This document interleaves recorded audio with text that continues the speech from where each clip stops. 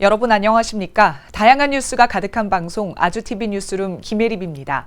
6월 11일 화요일 뉴스 시작합니다. 다수의 북한군 인원이 지난 9일 중부전선 군사분계선을 넘어왔다가 우리 군의 경고방송 사격 이후 퇴각한 것으로 확인됐습니다.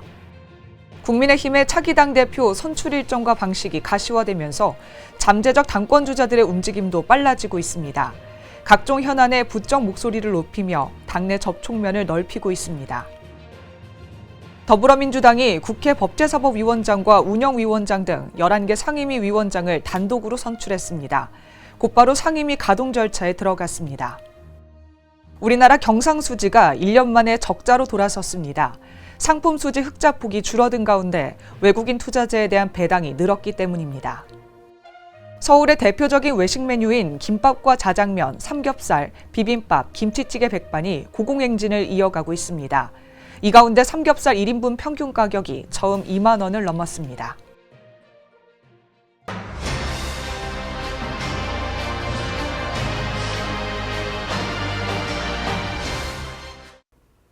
북한군이 지난 9일 낮 군사분계선을 넘어왔다가 군의 경고사격에 퇴각했다고 합동참모본부가 밝혔습니다. 합동참모본부는 북한군 일부가 MDL을 단순 침범해 우리 군의 경고방송 및 경고사격 이후 북상했다고 밝혔습니다. 우리 군의 경고사격 후 북한군이 즉각 북상한 것 외에 특이 동향은 없었다고 덧붙였습니다. 합참 관계자는 북한군이 짧은 시간 동안 50m 이내로 군사분계선을 넘어왔는데 곡괭이 등 도구를 지참하고 작업 중이던 북한군이 길을 잃고 군사분계선을 넘어온 것으로 추정된다고 설명했습니다. 이에 따라 침범 의도는 없었던 것으로 평가한다고 전했습니다. 북한군이 군사분계선을 넘어온 9일은 북한의 대남 오물 풍선 살포에 대응해 우리 군이 최전방 지역에서 대북 확성기 방송을 실시한 날입니다. 한편 대남 방송을 하기 위해 북한이 대남 확성기를 설치했고 대남 방송은 아직 청취된 것이 없다고 밝혔습니다. 국민의힘의 차기 당대표 선출 일정과 방식이 가시화되면서 잠재적 당권주자들의 움직임도 빨라지고 있습니다. 각종 현안에 부쩍 목소리를 높이며 당내 접촉면을 넓히고 있습니다. 유력 주자로 꼽히는 한동훈 전 비상대책위원장은 연일 더불어민주당 이재명 대표의 사법 리스크를 겨냥한 메시지를 냈는데 이 대표를 비판하며 맞상대로서의 존재감을 부각하는 것으로 풀이됩니다. 국민의힘 여성 최다선인 나경원 의원을 비롯해 윤상현, 안철수 의원 등 수도권 중진들도 유력 후보군입니다. 나 의원과 안 의원은 각각 인구위기 대응, 인공지능 산업 육성과 관련해 1호 법안을 발의하고 세미나를 개최하는 등 정책 이슈에 초점을 맞춰 활동 반경을 넓히고 있습니다. 윤상현, 유승민 의원은 세미나와 강연 정치로 비주류 주자로서 고유의 영역을 확보하는 것으로 보입니다. 윤석열 정부 초대 통일부 장관과 원내대표를 지낸 권영세, 권성동 의원이 후보군으로 거론되고 원희룡 전 국토교통부 장관도 출마 여부를 가늠하고 있다는 이야기가 나오고 있습니다. 일각에서는 어차피 당대표는 한동훈이라는 어대한이라는 말이 나돌면서 한 전 위원장이 등판할 경우 여러 주자가 출마 의사를 접는 것 아니냐는 관측도 제기되고 있습니다. 더불어민주당이 국회 법제사법위원장과 운영위원장 등 11개 상임위 위원장을 단독으로 선출했습니다. 곧바로 상임위 가동 절차에 들어갔습니다. 일하는 국회를 만들겠다는 명분을 내세웠지만 사실상 나머지 7개 상임위원장 선출에 협조하라는 것으로 보입니다. 21대 국회에서 윤석열 대통령이 제2요구권을 행사해 민주당이 재발의한 최상병 특검법과 방송상법을 다루는 상임위는 곧바로 가동에 들어갈 전망입니다. 전날 본회의에서 법제사법위원장에 선출된 정청래 최고위원은 곧 법사위 첫 회의를 소집할 예정이라고 밝혔습니다. 과학기술정보 방송통신위원회 간사로 내정된 김현 의원은 국정조사를 촉구하는 등 상임위 현안을 이슈화하는 데 나섰습니다. 박찬대 원내대표는 7개 상임위도 신속히 구성을 마칠 수 있게 이른 시일 내 본회의를 열어달라며 오는 13일을 데드라인으로 제시했습니다. 강유정 원내대변인은 13일에 나머지 상임위원장을 선출하는 게 원칙이라고 전했습니다.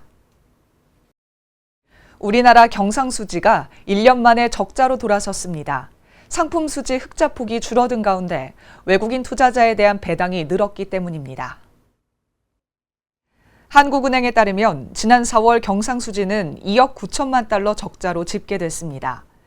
11달째 이어진 흑자 행렬은 멈췄지만 이달 경상수지 적자는 계절적 요인에 의한 일시적인 적자라며 5월부터는 양호한 흑자 흐름이 지속될 것으로 내다봤습니다. 경상수지는 한 국가가 상품과 서비스 등의 대외 거래를 통해 올린 수익을 뜻합니다. 수입 증가의 상품 수지는 한 달 새 30억 달러 가까이 줄었으나 적자 규모는 균형에 가까운 수준이라고 설명했습니다. 본원 소득 수지는 33억 7천만 달러 적자로 돌아섰는데 주로 4월에 국내 기업이 외국인에게 대규모 배당금을 지급한 이후로 배당 소득 수지 적자가 3년 만에 최대 규모를 기록했습니다. 서비스 수지는 적자를 기록했지만 적자 폭은 축소됐습니다. 금융계정 순자산은 4월 중 66억 달러 줄며 경상수지와 마찬가지로 1년 만에 감소를 보였습니다. 서울의 대표적인 외식 메뉴인 김밥과 자장면, 삼겹살, 비빔밥, 김치찌개 백반이 고공행진을 이어가고 있습니다. 이 가운데 삼겹살 1인분 평균 가격이 처음 2만 원을 넘었습니다. 한국소비자원에 따르면 소비자들이 많이 찾는 8개 외식 대표 메뉴 중 삼겹살 1인분 가격은 2만 83원으로 4월 19,981원에서 0.5% 올랐습니다. 3년 전인 2021년 5월 가격 16,581원과 비교하면 3,502원, 21.1%가 올랐습니다.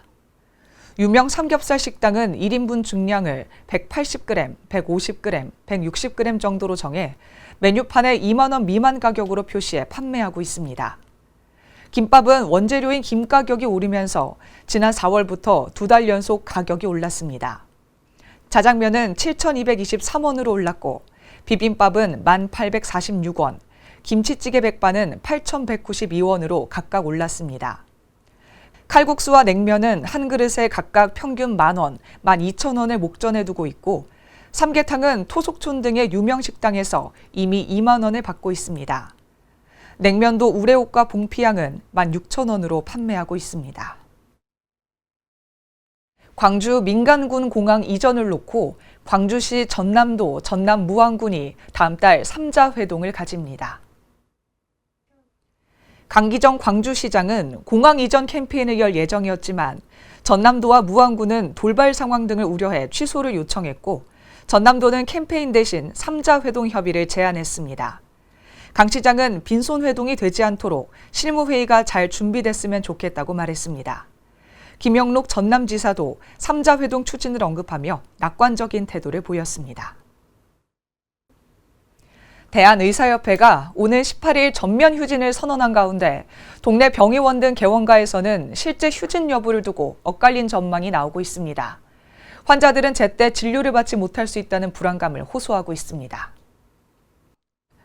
유례없는 대규모 의대 증원에 따른 반발심에 개원의도 휴진에 대거 동참할 것이라는 예상이 있는 반면 하루만 쉬어도 손해가 큰 만큼 실제 진료를 접는 사례는 적을 것이라는 전망도 있습니다.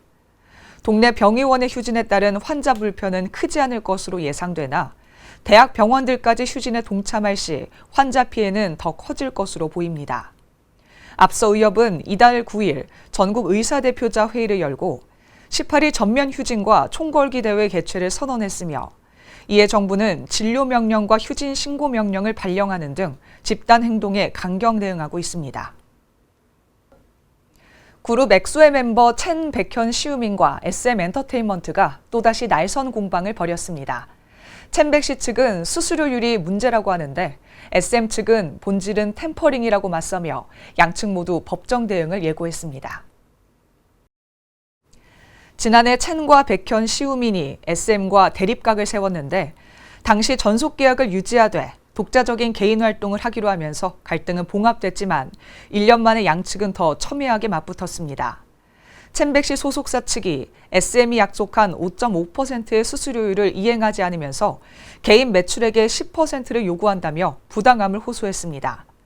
SM 측은 유통 수수료율은 협상을 돕겠다는 의미였으며 사건의 본질은 MC몽, 차가원 측의 부당한 유인, 즉 템퍼링이라고 강조해 분쟁이 장기화될 것으로 전망됩니다. 이어서 날씨 전해드리겠습니다. 초여름 더위의 기세가 무섭습니다.